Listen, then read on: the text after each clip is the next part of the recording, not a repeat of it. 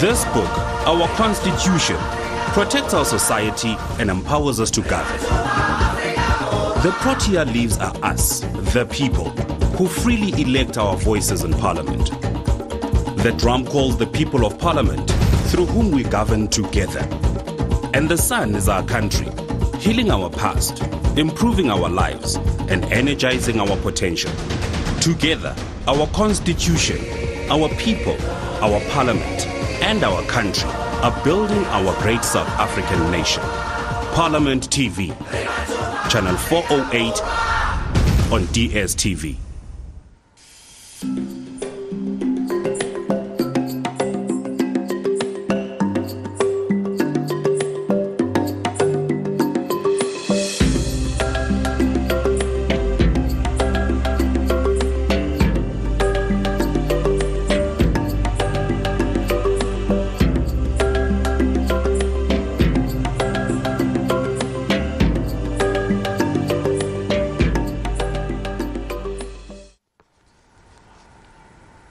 Welcome. We are live from Parliament Studios here in Cape Town, and that was the subcommittee on the review of the National Assembly rules, considering matters referred by the Rules Committee. You can continue watching the committee deliberations on all social media platforms at Parliament of RSA. With the legislative power vested within it, Parliament is at the heart of democracy and bears the responsibility to scrutinise and oversee the actions of the executive. This responsibility means that Parliament and its committees must keep abreast of any issues and developments that affect the people. One of the biggest developments that have taken centre stage is the scourge of crime and criminal extortion in the form of protection fees that is suffocating, debilitating and destabilising small businesses and communities throughout the country. On the 3rd of September 2024, the Minister of Police, Mr. Senzo Mchunu, delivered a statement during the National Assembly sitting on South African Police Service's plans to deal with the high levels of extortion in the country. The statement was in response to an increase in the reports of extortion in various business industries throughout the country, resulting in some businesses ceasing their operations. In his statement, the minister said it was shocking that there were increasing reports of church services, funerals and pensioners being targeted. The parliamentary committee that bears the responsibility of overseeing and holding the police department to account is the Portfolio Committee on Police. And this is what the chairperson, Mr. Ian Cameron, had to say during that sitting of the National Assembly on the 3rd of September. Let's take a look. Extortion is not a new phenomenon in South Africa, but it's now reached a point of crisis. Recent events, such as the closure of Dr. Anele Yako's ophthalmology practice in Mthatha, who was forced to shut down his practice and go into hiding, highlights the destructive impact these crimes have on individuals, their communities, and the essential services that they are meant to provide. Extortion actually acts as an additional illegal tax on an already strained economy, draining businesses of much needed funds. Its spread is fueled by three key factors. The first one is the continued growth of violent, organized armed groups, a perception of legitimacy or an element of fear they cultivate within different communities in South Africa. The inability or unwillingness of state institutions to respond effectively is the third and final factor. A further example is the continued attacks on the Inter-Cape bus service between the Eastern Cape and the Western Cape, including numerous cases of intimidation and violence, even murder, committed by known taxi extortion mafia figures. Attacks, extortion, intimidation of commuter transport systems threaten the livelihoods of millions and must be addressed urgently. Extortion syndicates challenge the very legitimacy of the state. Their demands for local taxes, similar to those seen in regions where gangs or militias have completely taken over the state functions, and they appear especially where state institutions are either weakened or compromised. And that was Mr. Ian Cameron, the chairperson of the Portfolio Committee on Police, making inputs on the issue of extortion in the country on the 3rd of September 2024 during a National Assembly sitting. He joins us in studio to further unpack the committee's efforts and commitment to combat extortion. Thank you so much for making the time. Thank you, Tepo. Thank you for having me. Now, let's talk about the prevalence of extortion. How prevalent is it within the country?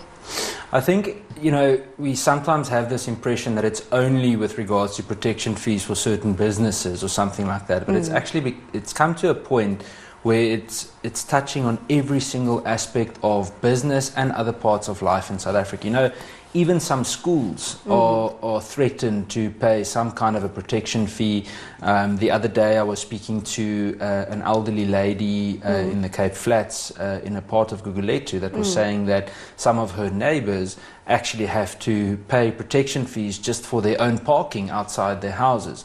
Little things like, for example, having a satellite TV dish outside your house is something that you would sometimes need to pay for.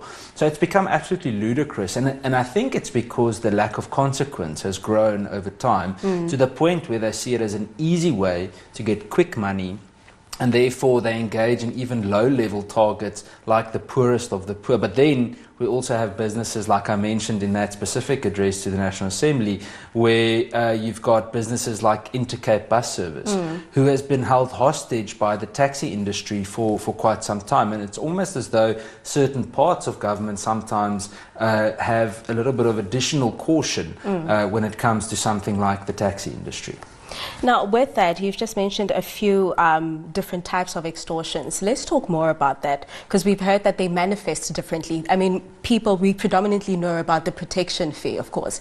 And what are some of the other types of extortion that we find within our communities? Well, let's use the transport one that I mentioned as a good example. What happened was that you had certain strong corporate entities that were filling the formal long-haul transport services between the Western Cape and the Eastern Cape. And I call them taxi mafia straight, because certain groups within the taxi industry, and not all of them, certain groups, started saying, but wait a minute, we want access to those routes. And these bus services are basically stopping us from having business there. And instead of saying, how can we have a lawful way of competing, they started shooting at bus drivers, and they started attacking buses. They started holding up the clientele on those buses. And so it really became quite dangerous. What happened after that was they basically held them hostage, that you either had to pay money to use the route or else, and then there's a whole range of violent threats that follow, and action sometimes.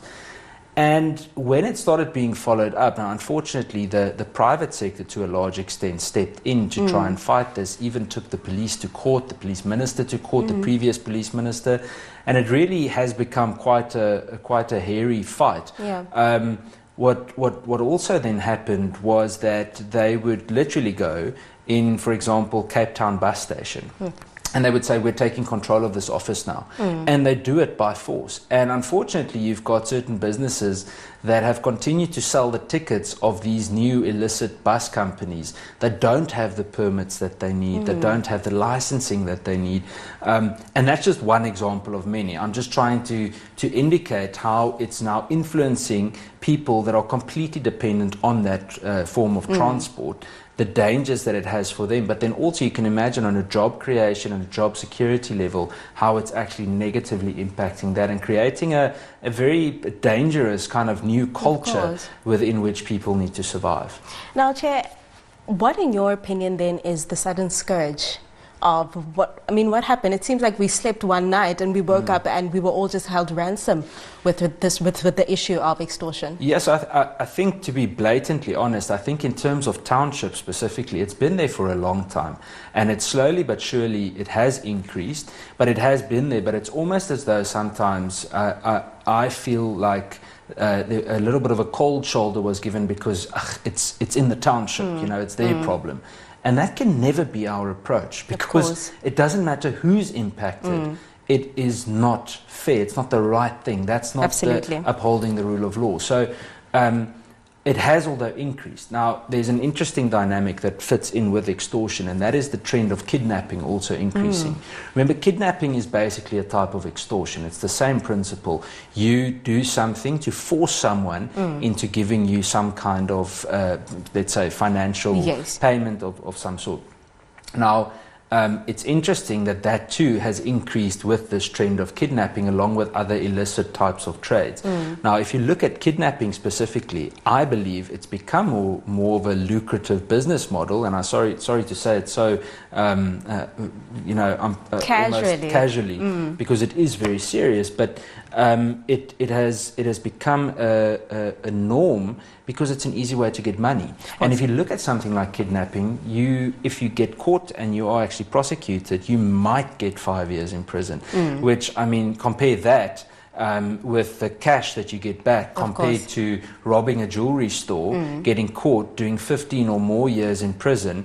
The risk is just far less. And therefore, I believe criminals know this. I mean, when last did you hear of a cell phone shop being robbed? It doesn't happen much anymore. It doesn't. So I think they are looking at other avenues for quick money. Now, if we know this, the public knows this, we need to hold the relevant authority to account to make sure that they act according to the trend. Now, of course, in your speech on the 3rd of September during the National Assembly sitting, you mentioned some of the impacts that extortion has, especially on small businesses. Let's unpack that more and let's discuss what are some of the impacts, not only just on businesses, but on communities at large.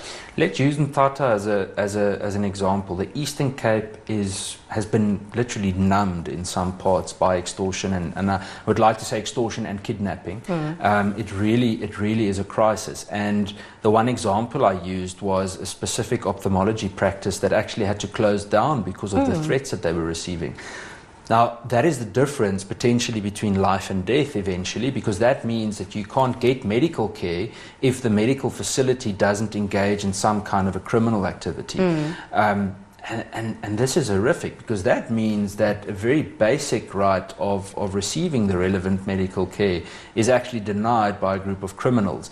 And the interesting part is, and this is where it's important for us to always do introspection, from a government point of view, one needs to go and make sure that you're not developing an environment in which extortion can flourish. Now, if cops' morale generally is quite low, you do have a corruption problem. Your disciplinary process in the police is very slow and often ineffective, unfortunately. All of those things create an environment where it's easier to collude with the rotten apples in the police, and it makes it easier to intimidate and challenge the good ones. And the majority of cops are good. The problem is that you've got these rotten apples that flourish along with these criminal elements on the outside. A grim picture that the chairperson is painting there for us. And on the 3rd of September 2024, the police minister delivered a statement in the National Assembly on the South African Police's intervention plans to combat extortion. Let's take a look at what the minister had to say. In the context of above, the whole government approach, we have initiated signing of cooperative agreements with provincial and local governments with operational plans, all seeking to integrate our resources against crime. Currently, the operational plan is being rolled out here in the Western Cape and Cape Town with its new 6 sub-districts that are going to make it much more easier for us to police these areas, jointly with city police, with private companies, with law enforcement and CPFs. The model will be replicated in all metros in the country.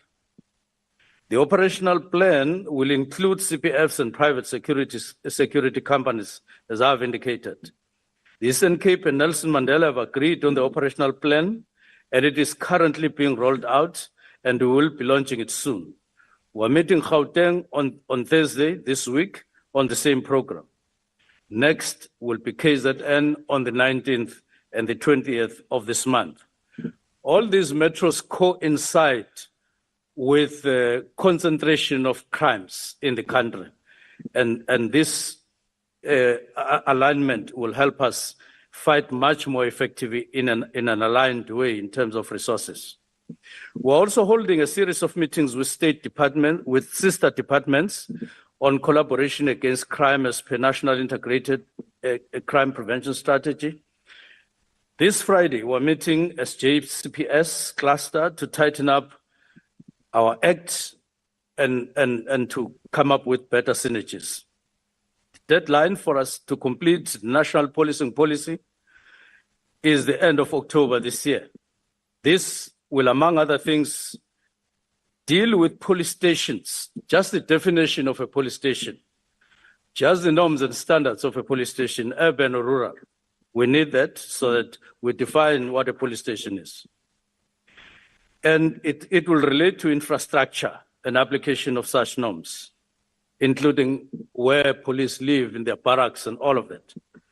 We believe traditional leaders and communities have a role to play and they will be engaged. And finally, legislation reviews are underway.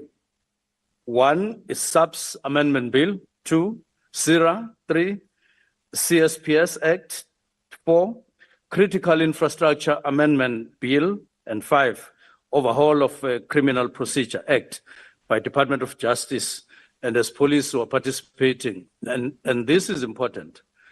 We have our eye, among other things, on things like parole. We think that quite a large number of criminals get paroles unduly and prematurely in a number of cases, while they still should be sitting in jail. We'll be going through this with the portfolio committee, and we hope that we'll go through this financial year so that we improve the way we deal with criminality in our country. You are still tuned into Parliament TV, and if you've just joined us, welcome. We are in studio with Mr. Ian Cameron, the chairperson of the Portfolio Committee on Police, unpacking the issue of extortions that has communities and businesses at ransom. Chair, we've spoken about the impact and the prevalence of extortion in our communities. And let's focus now on the committee's role, the work of the police and collaboration, if possibly, right? Now, apart from the statement that the Minister made on the 3rd of September, of course, himself and the department appeared before the committee. Is the committee satisfied with some of the proposals that the Minister and his department has come up with?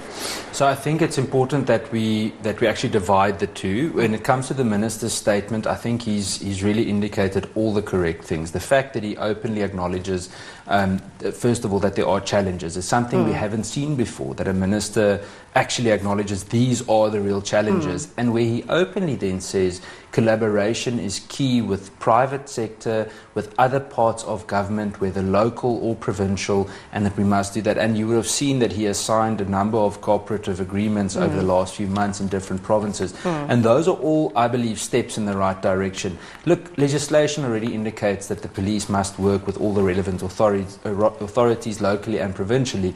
But I think symbolically it creates a very strong message that there is movement in terms of collaboration. Now, I think in terms of the next step from the Minister's side is it will be good to see an implementation plan, because it's one thing to say we've got an agreement, but now, I mean, in Cape Town in the last probably 48 to 72 hours, I'm aware of 3 mass shootings. In Mamre about 48 hours ago. 7 out of 10 people that were shot died. Last night in Bishop Lavis, I believe that I think 5 or 6 people were fatally wounded, and in Athlone, another 5 people were brutally killed. Now, it's important for that reason to make sure that the implementation of the actual cooperative agreement is done as soon as possible to ensure that the actual synergy of those operations happen. Now, the second part is the part with the police management. Yes. Now, they presented a plan. So the Minister presented what he would like to see. Then the police management came and they presented a plan. And to be brutally honest, we weren't too happy with it, because we felt that it wasn't much of a plan or a strategy. It was a bit of an overview of what could be done. We didn't see any workable outcomes where we could say, okay, if in 3 months we get together again, this is how we will be able to measure the success of the police against extortion. It wasn't all bad. A lot of the stuff that the police indicated was positive, but generally speaking, we didn't see the detail. Now, obviously, we don't expect to see things that could be detrimental or give the police some kind of a strategic disadvantage, but at the same time, we would have liked to see more detail. So we have said to them that we need to return again. From the committee side, we've obviously got quite a few things ahead of us that we're going to be engaging in order to keep the relevant people to account. Now, with that report that the department gave you, and of course you're talking about tangible results and implementation, which is the important part of this, did they report that they've established any specialized units or task forces to focus on extortion? So there are task teams. Western Cape's a good example where there's actually been a task team for quite some time, actually, in cooperation with certain local government authorities like the City of Cape Town and also the Western Cape government. We've also seen the establishment of certain extortion hotlines. Now, in the last year, the one in the Western Cape, and I'm mentioning it just because I learned of it recently, it only received 1 call. But now, if you look in other provinces, like in the Eastern Cape or Gauteng, there was definitely an increase in calls and people are reporting it. I think public trust in the police needs to increase for people to actually use those kinds of resources. They are also scared that it would expose them and that they would have to face some kind of a risk that could ultimately mean they need to pay the price of losing their lives or a family member's life if they do speak out to the police. So it's being stuck between a rock and a hard place. But yes, there are initiatives. They've sent, for example, in the Eastern Cape National Intervention Unit and quite a contingent of them. My questioning of it is rather in line of what is the crime intelligence capability to be proactive in stopping these things and really infiltrating these extortion rings, and then also what is the detective capacity to make sure that we are going to be able to present a well-investigated docket to a prosecutor for it to be successful in court. Remember, we need to complete the entire cycle. Yes. There's no use arresting someone and they're back out in the street in a day or two. Of course. Now, you mentioned rotten apples earlier on, and right now you just mentioned how there needs to be an increase in public trust within the police, right? Now, the issue of corrupt individuals within the SAPS is a contentious one, right? On the back of that is the belief that extortion thrives under secrecy. Now, with that, do you think that these elements, they discourage people to go to the police and tell them and report issues of extortion within their communities? Oh, definitely. I mean, I can give you practical examples. We can look at one of the previous crime intelligence bosses in the Western Cape. Was a major general. He was recently sacked for several things, but it was through an entire board of inquiry that he had to go through. And according to my knowledge, it has still not been signed off, although it was completed months ago. We can look at the fact that recently we questioned it in Parliament as well in the committee. Major General Mboto and the Hawks that's being promoted despite the fact that he helped to cover up an arrest of someone that's on the Interpol red list. The list goes on. There are several of these types of appointments, and then remember, you've got rotten apples in terms of that, but then you also have appointments that aren't in positions because of merit. Now, what the committee has recommended, and this report was adopted on Wednesday in the committee, is that the entire top management of SAPS needs to go through a skills audit, because I want to know, and the committee unanimously agreed that we would like to see whether the management of the South African Police Service and those people in these high positions actually are there because of merit. Remember, we've got a significantly bloated top structure in SAPS. We've got over 600 brigadiers and over 200 generals. Apart from it being massively expensive, I am not convinced at the moment that it is bearing any kind of real fruit. And the perception is often created when we sit in these sessions with the police management. The perception is created that the only reason why there's a struggle is because of a shortage of resources and funding. And that's not the problem. I'm telling you now, and that's why I'm so grateful for the approach of the new Minister of Police along with his deputies. I'm telling you now that one of the biggest crises we have is adequate leadership in the top structure of SAPS. Now, with that, then, is the committee of the view that the low number of police detectives has an impact on ongoing and even potential investigations with regards to extortions? Absolutely. So if you go look at the annual report that we've gone through in the committee, it indicated that the detective services only reached about 46% of their targets. Now, don't get me wrong, some of these targets are unrealistic. For example, crime intelligence indicates that they reached 100% of their targets, yet we haven't seen any form of real proactive work. So that, that's laughable. I started laughing in the committee, and so did most of the members, and we just said, this is impossible, there's just no way. But then if we go back to detectives seem to have been neglected for quite some time. They don't get any form of additional stipend, overtime. They are very limited in terms of other resources, say, for example, transport, being able to drive and work. Their mental health is in a very, very difficult space at the moment, generally speaking. This is an issue in the police, but I know that in detective services it really is problematic. So there's no doubt about that. Some stations in the country, there are detectives with between 300 and 500 dockets on their tables each. It's physically impossible. There's no way that a human being, no matter how hardworking or how good their intentions, can do a proper investigation with that kind of workload. Now, with that said, earlier on you spoke about collaboration. Just give us a brief overview of what the committee's standpoint is with the possibility of collaboration between the SAPS and other law enforcement agencies. You have the National Prosecuting Authority, of course, and the Hawks, just to focus on extortion and to combat it. Yeah, so I think it's a very important question.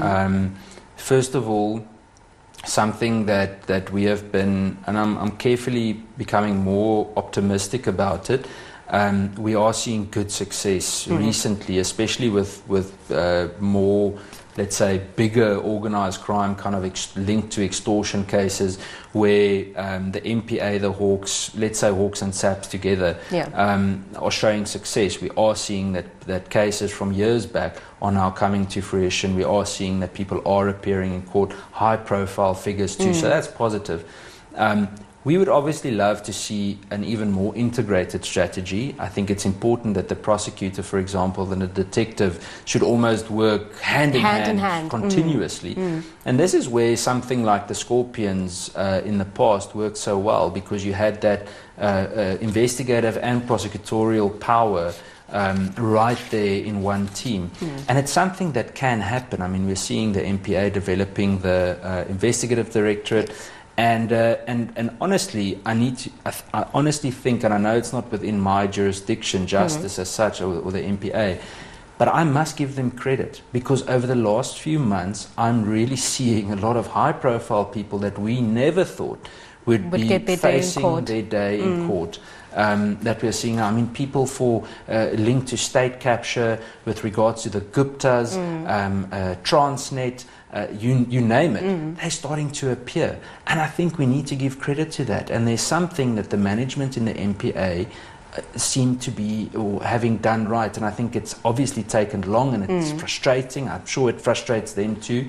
But if we've got that and we can do the same in the police, then surely we can start winning. And then with the oversight and accountability part, of course, that's a responsibility of the committee.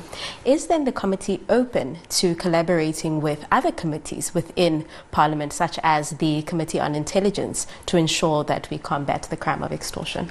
Yeah, absolutely. Obviously, where we are allowed to share and so on, I know, there's security clearance challenges, not challenges, but requirements that you need to fit into. But with regards to working together with other committees, I think I can't emphasize it enough. It is absolutely crucial. I mean, for example, the Justice Committee, it's critical for us. From a policing sense, social development, for example, on certain kinds of issues, it's critical for us. So definitely.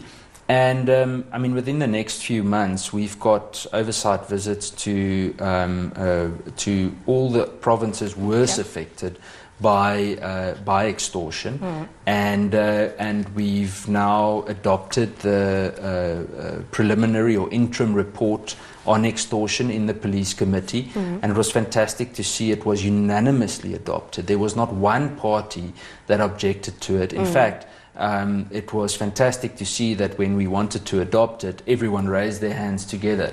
So it's really good to see the committee come together like that. And later on, we'll obviously bring to the table the next big report to give feedback on not only public hearing processes along with the Secretariat, but also with regards to all the other initiatives that will come out of the oversight visits that we have done. Now, the Portfolio Committee on Police is responsible for ensuring that the executive performs its functions and fulfills its responsibilities. Take a look at what the department had to say about the underreporting of extortion cases. Stay tuned.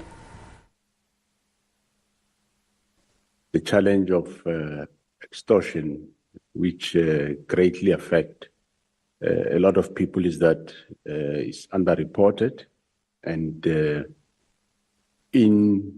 especially in construction, most of the stakeholders, they are aware that they should make provision for 30% local sourcing.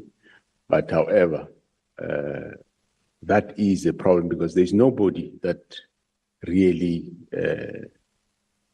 look after or adjudicate as to is a specific contractor that comes into a place do as the law requires. If your tender is over 30 million, you must apportion 30% for the local, and the interpretation of the legislation in regard to that. So that on its own is a challenge. And most constructors, they go along, and when the criminals, I would say criminals, start increasing the money, then that's when they make a U-turn. And they report, only then they report to the police. And when during investigation you find that, but looks like you have been paying these people, and that's when they will deny, or they will give you half facts in terms of the statement. So those are some of the challenges that we have.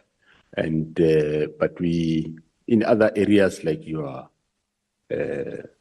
small business, like your spaza shop, whatever, we do have some of our operations that are going in there, which I'm sure they'll reap fruits with time, without detailing how we are getting into that area.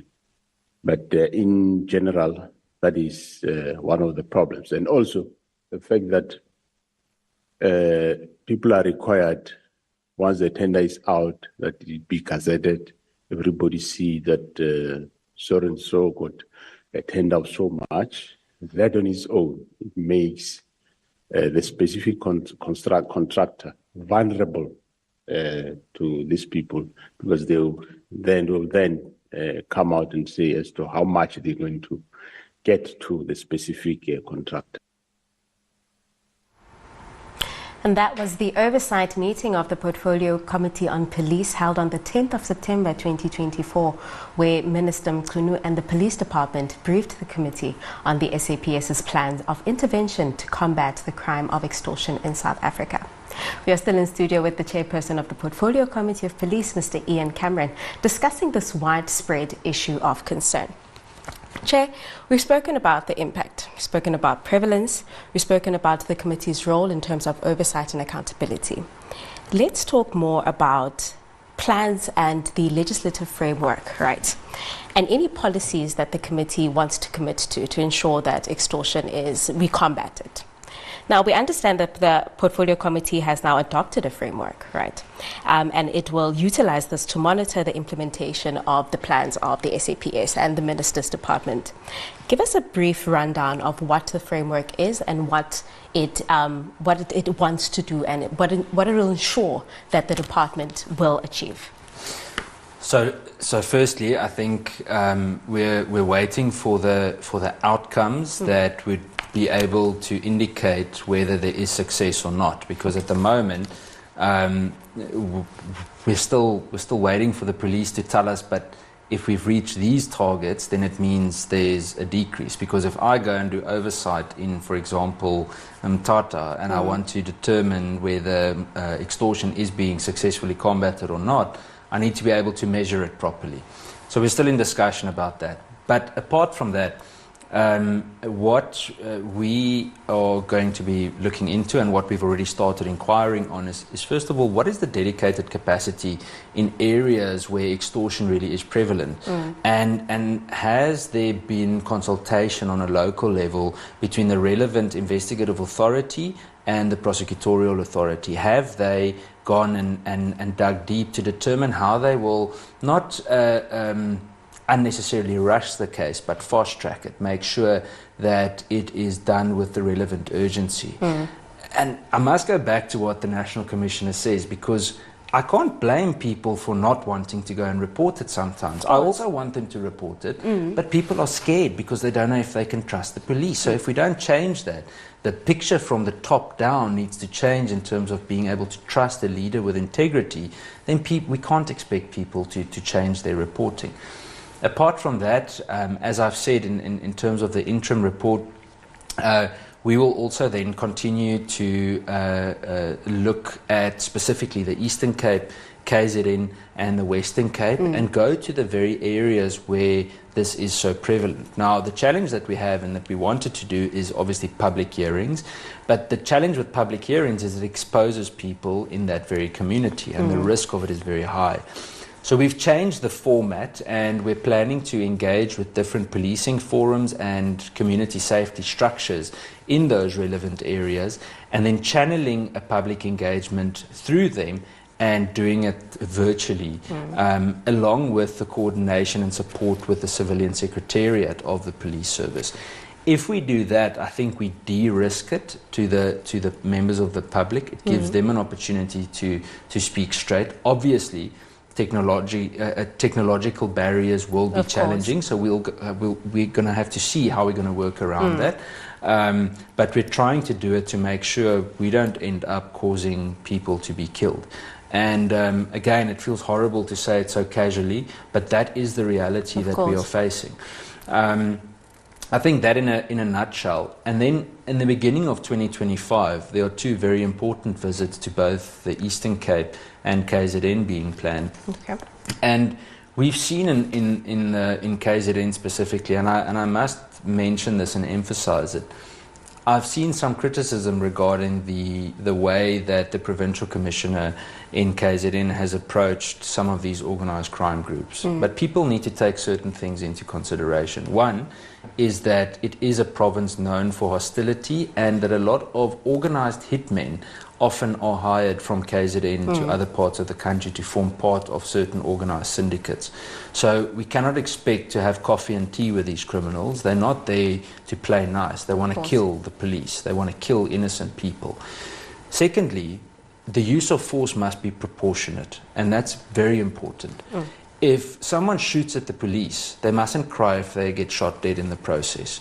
And I say it bluntly and honestly, but South Africans are sick and tired of criminals being treated almost more fairly than what the actual innocent civilian is. So I must say, obviously, everything must be done within the framework of the law, and it can't be that the police are judge, jury, and literally executioner. So if there are cases that are questioned, sure thing, investigate them, but don't create the perception in public that the police are unnecessarily overstepping. I can also tell you that a lot of the prosecution success in KZN and the investigation of a lot of these syndicates didn't happen overnight. I know for a fact that the strategy and them working together with senior prosecutors in that province has been coming for a few years, and we're starting to see the results. So I must commend some of the teams in KZN for the way that they have been working, despite some of the, I think, unfair criticism that they've been receiving. Now, of course, there have been views within Parliament that it's better to go with the route of having an ad hoc committee to specifically focus on the issue of extortion. Is the Portfolio Committee on Police confident that they are equipped and they have enough resources to ensure that they do proper oversight and hold the executive to account in terms of extortion? Yeah, so before I get to the resources, it's important to understand that extortion links to so many other parts of the criminal underworld in South Africa. And because if you go look at, for example, reports by the Global Initiative of Transnational Organized Crime, you would see that all of these different illicit networks are somehow connected. Removing one element of it into another committee or another structure, if it's an ad hoc committee or not, makes it very difficult for us to have an integrated approach and to make sure that we do joint work with other committees and structures. It's important that we've got a joint approach and that we bring all the relevant skills and stakeholders together in investigating this and doing oversight of it. The other part is that our focus is exactly that. It is the police. Now, there are specific details that we may focus on as a priority sometimes, and extortion is one of them at the moment because it's become such a critical thing in society in South Africa. But removing it from there, I think, could cause a disjointed approach. The danger of it, I think, also is that you have the risk of it only becoming a very narrow or a close-minded kind of focus. In other words, the arguments that we were hearing or the motivations for this that we were hearing were all mainly focused on, for example, spaza shop extortion. But you can't see it only for spaza shop extortion. We must go to that spaza shop, we must understand it, but we must also understand the extortion of the gogo having to pay for her own parking, or the extortion for the Intercape bus service and how in Umtata the ophthalmology practice had to close. We need to understand the entire nexus of this criminal structure. So yeah, I think we can do it. I mean, I've got no doubt in terms of the experience in the committee and the staff that we have that we are adequate for it. I think another part that is very important is that the committee has built a lot of relevant relationships with authorities that are absolutely above board. And I think what we've done so far in a very short space of time, we have had certain successes and we have had certain small breakthroughs that haven't previously necessarily been done. I mean, the fact that we have adopted a recommendation to do a skills audit for senior members of the police is something that we've never heard before. And that is thanks to the members of our committee. And I think they do fantastic work. So yes, no doubt. In terms of the resources, we have already, for extortion, spoken with Parliament and mentioned that we would like to see if we can have additional time just for extortion. So we'll always include it within the committee, but obviously more additional time would be needed. And we've already started the planning process for the relevant oversight visits. We've already written to the Secretariat. We've had the first briefing, and the first report has already been adopted in the committee long before it's even come close to being discussed in Parliament again. Chair, any final words with regards to the committee's commitment to combating extortion, and words of encouragement also to people within our communities to report cases of extortion? Yes, I think in terms of communities and local police officers, in fact I want to go to the police officers first. Words of encouragement to them is that we cherish them, and if it wasn't for them, we wouldn't keep on keeping on, because they give us a glimmer of hope. And I want to tell communities with that there is hope, and we are working at it.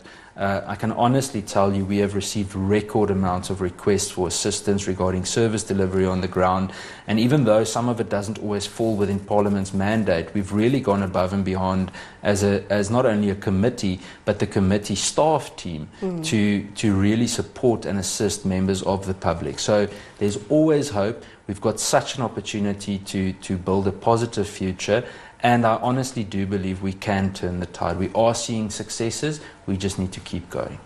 Thank you so much for making the time. Thank you. And that was the chairperson of the Portfolio Committee on Police, Mr. Ian Cameron, discussing the prevalence of extortion, the committee's role in holding the executive to account and ensuring that their plans to combat extortion are implemented. Take a look at some of the questions and concerns regarding accountability and budgeting that the committee posed to the department. Stay tuned. But as a committee, we need to understand what the measurable outcomes are. What are we aiming to? What are we working towards? What are we measuring to ensure or to be able to confirm whether we are achieving any kind of success? In terms of measurable outcomes, we need to be able to track progress, because otherwise, how do we know we are progressing, we are moving forward? So we need to be able to tell ourselves what the benchmark is. How can we hold anyone accountable to a specific success if we don't know what to or how to measure that specific success? Then in terms of the budget, obviously we want to help with regards to budget from the committee side, but we can't do that because we don't know what the budget would entail. If we don't have details for the committee to consider, there's no way of us assisting in understanding what those budget shortcomings are. I think it's crucial that we acknowledge, and it has been said in Parliament as well, that extortion must receive urgent and focused resources. And I think everyone acknowledges that, but we need the flesh on the bone to understand exactly what that would entail. As the custodian of democracy, Parliament's role and ultimate outcome is to represent the people and ensure government by the people under the Constitution. This is achieved by exercising oversight, holding the executive to account, and improving public participation and involvement. For more information on the work of Parliament and the Portfolio Committee on Police, visit our website at www.parliament.gov.za. To stay informed about Parliament's engagements, follow, like and subscribe on all our social media networks at Parliament of RSA, and have your say by joining the conversation and sharing your views and experiences with extortion in South Africa. After all, it is your Parliament, your voice, your future. Stay tuned for the Portfolio Committee on Mineral Resources, where the Deputy Minister, Mr. Seiso Mohai, is leading the Department of Planning, Monitoring and Evaluation in Parliament today for the tabling of the 2023-24 Annual Performance Report. Thank you for watching Parliament TV. I am Tsepo Mori. Take care.